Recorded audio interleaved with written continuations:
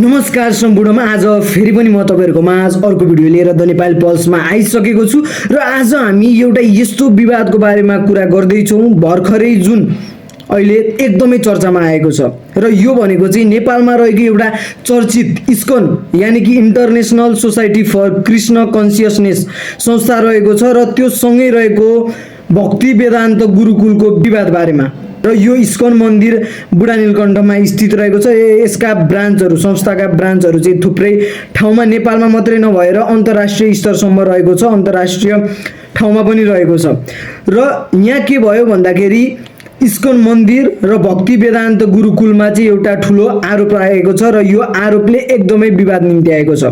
र भक्ति वेदान्त गुरुकुल र इस्कन मन्दिरमा के आरोप लागेको छ भन्दाखेरि बालबालिकामाथि चाहिँ यौन दुर्व्यवहार र सँगसँगै यातना दिने एकदम भनेर चाहिँ यो आरोप लागेको छ र इस्कन टेम्पलका डाइरेक्टर सूरज कृष्ण श्रेष्ठ भने पक्राउ शुद्ध परिसकेका छन्। आउनुस् नेपालमा रहेको यस्तो धर्म सम्बन्धित संस्थाहरूमा भित्रभित्रै के कस्ता गतिविधि भइरहेको छन् जुन एउटा इस्कन मन्दिर र यो भक्ति वेदान्त गुरुकुलले समाजमाथि नै ठुलो प्रश्न उठाइरहेको छ र के भइरहेको छ सम्पूर्ण कुरा जान्न भिडियो अन्तिमसम्म हेर्नु होला है त। र यहाँ कुरा आउँछ सबैभन्दा गम्भीर आरोप लागेको भनेको भक्ति वेदान्त गुरुकुलमाथि। मैले अघि भनिहालेँ तपाईलाई जो इस्कनका डाइरेक्टर अथवा अपरेटर सूरज कृष्ण श्रेष्ठ उनी पक्राउ परिसकेका छन् र उनलाई नेपाल प्रहरीले केही दिन अगाडि मात्रै पक्राउ गरेको हो र उनी चिल्ड्रेन्स एक्ट अनुसार बाल सम्बन्धी अपराधको अनुसन्धानको घेरामा बसिरहेका छन् र नेपाल पुलिसले यसमै अनुसन्धान गरिरहेको छ। र एउटा 5 वर्षको बालकमाथि 2023 अप्रिलदेखि 2024 जनवरीसम्म निरन्तर रूपमा शारीरिक यातना दिइरहेको कम्प्लेनहरु उजुरीहरु प्रहरीमाझ पुगेको थियो र त्यो आरोपमा उल्टो झुन्ड्याउने, पिनले जिउमा घोप्ने, सुक्खा चिउरा मात्रै खुवाएर 7 दिनसम्म राख्ने र भोको पेटमा काम लगाउने यस्ता थुप्रै चाहिँ आरोपहरु उनीमाथि लागेको छ। र जुन घटनाले एउटा सानो बालक अस्पताल भर्ना शुद्ध हुनु परेको थियो र धर्मको नाममा यस्तो खालको यातना दिइने इस्कनमाथि अहिले समाजमा रहिरहेका व्यक्तिहरूले प्रश्न गरिरहेका छन्। र सँगै हेर्ने हो भने अर्की एउटी बालिका उनीमाथि पनि बारम्बार यौनिक दुर्व्यवहार गरेको जस्तै किस, ब्याड टच यस्तो गरेको आरोपहरु आएको छन् र उनी जम्मा 19 वर्षीय बालिका छिन् र उनलाई पनि ईश्वर श्रेष्ठले 2021 देखि 22 हैन यो बीचमा चाहिँ यौनिक दुर्व्यवहार गर्ने जस्तै ब्याड टचहरु जता मन लाग्यो त्यतै टच गर्ने यस्ता खालको चाहिँ आरोपहरु लागेको छ र यो माथि चाहिँ एकदम अनुसन्धान गहिरो रूपमा भइरहेको छ र हुनुपर्ने पनि आवश्यकता रहेको छ।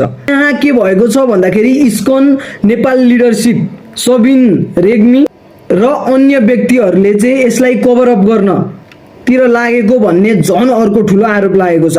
आफ्नै संस्था भित्र भएको यस्तो दुर्व्यवहार र यातना यौनिक दुर्व्यवहारहरु जुन भएको छ त्यसमा प्रश्न उठाउनु त कहाँ उल्टै चाहिँ त्यसलाई ढाकछोप गर्ने तिर लागेको भन्दै सबिन रेग्मी माथि पनि एउटा ठुलो आरोप लागेको छ र सँगसँगै प्रमाणहरु नष्ट गरेको, इन्भेस्टिगेटरहरुलाई उल्टै कुटपिट गर्ने धम्की दिएको यस्ता कुराहरुको चाहिँ आरोप लागेको छ उनीमाथि पनि र नेपाल प्रहरीले यसमा पनि मजले नै एउटा अनुसन्धान गरिरहेको कुराहरु आएको छ। अप्रिल 2026 मा जो इन्भेस्टिगेटरहरु यो केसमा गरिरहेका थिए उनीहरुमाथि पनि 20 देखि 25 जनाको समूह आएर उनीहरुको फ्ल्याटमा नै अट्याक गरेको हैन कुटपिट गरेको आरोपहरु पनि लागेको छ उनीमाथि।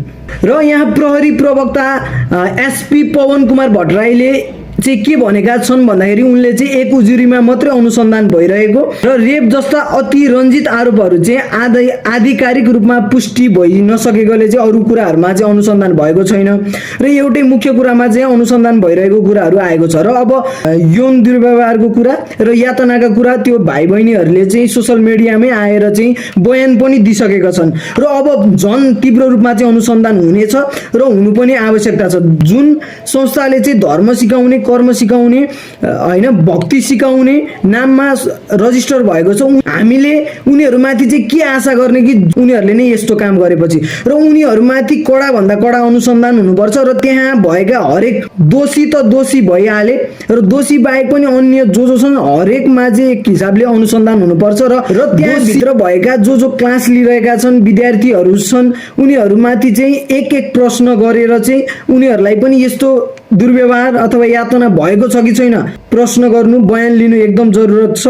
र एउटा दुईटा व्यक्तिले गर्दाखेरि यस्तो धर्म सिकाउने, कर्म पाठहरू सिकाउने, भक्ति सिकाउने संस्थाहरूमाथि नै पुरै आरोपहरू पनि लागिरहेको छ। र जो व्यक्तिले गरेको छ यस्ता दुर्व्यवहार, यस्ता यातना, तिनीहरूलाई कडा भन्दा कडा कारबाही गर्ने। र यस्ता संस्थाहरू पनि आफू नियममा बसेर चाहिँ परिचालन गर्दैनन्, आफ्नो संस्थालाई एक हिसाबले राम्रो तरिकाले चाहिँ गाइडलाइन अथवा गाइड गर्न सक्दैनन् भने उनीहरूमाथि पनि ठुलो प्रश्न आउँछ। त्यसैले यस्ता संस्थाहरूमा पनि एउटा नियमबद्ध रूपले चाहिँ सरकारले ध्यानाकर्षण गर्न एकदमै जरुरत छ।